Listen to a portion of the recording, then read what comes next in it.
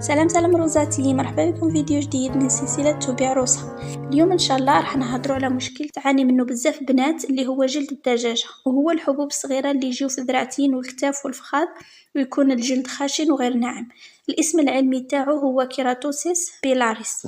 وش هما الاسباب تاعو؟ اولا عندنا تراكم الكيراتين. البشرة تاعنا تصنع مادة اسمها الكيراتين، كي تزيد بزاف تسد بصيلات الشعر وتحبسهم، الور تطلع لنا الحبوب الصغيرة الناشفة هذه. ثانيا عندنا جفاف البشرة، الجلد الجاف يزيد يبين هذه الحبوب وتولي خشنة أكثر.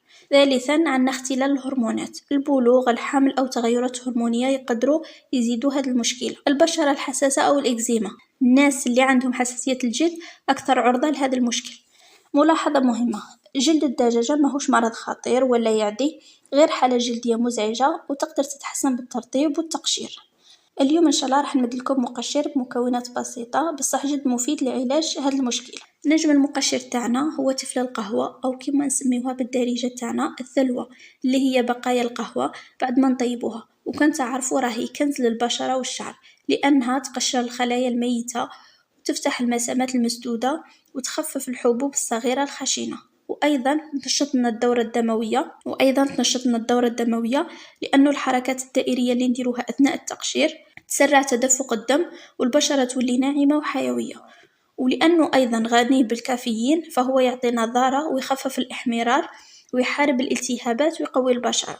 وأحسن ميزة أنه مقشر لطيف ماشي كيما المقشرات الكيميائية القوية، ومع الاستمرار راح تلاحظي أنه الذراعتين والفخاذ ولاو أنعم. دوك نجوزو لطريقة التحضير. أنا راح ندير كمية صغيرة وانتم حضروا الكمية اللي تكفيكم. أولا نحط ملعقة كبيرة من تفل القهوة، اللي تحب تزيد ملعقة صغيرة سكر لأنه رائع في التقشير نزيدو له ملعقة زيت زيتون أو زيت جوز الهند لترطيب البشرة، ونزيدو بضع قطرات من زيت شجرة الشاي وزيت الفيتامين أو، ونخلطه جيدا. نطبق المقشر على الجسم وندلكه بحركات دائرية لطيفة لمدة 3 دقائق، ونخلوه لمدة 5 دقائق حتى تتشرب البشرة كل الترطيب والكافيين الموجود فيه، ثم نغسله ونرطبه الجسم جيدا. استعملوه 2 أو 3 مرات أسبوعيا وراح تشوفوا نتيجة رائعة إن شاء الله. كان هذا الفيديو نتاعنا اليوم، إن شاء الله يكون فاتكم، ولمزيد من الفيديوهات المفيدة اشتركوا في القناة وفعلوا الجرس وديروا النجم وكتبوا لنا في تعليق واش تحبوا تشوفوا في الفيديوهات القادمة إن شاء الله. وفي الآخر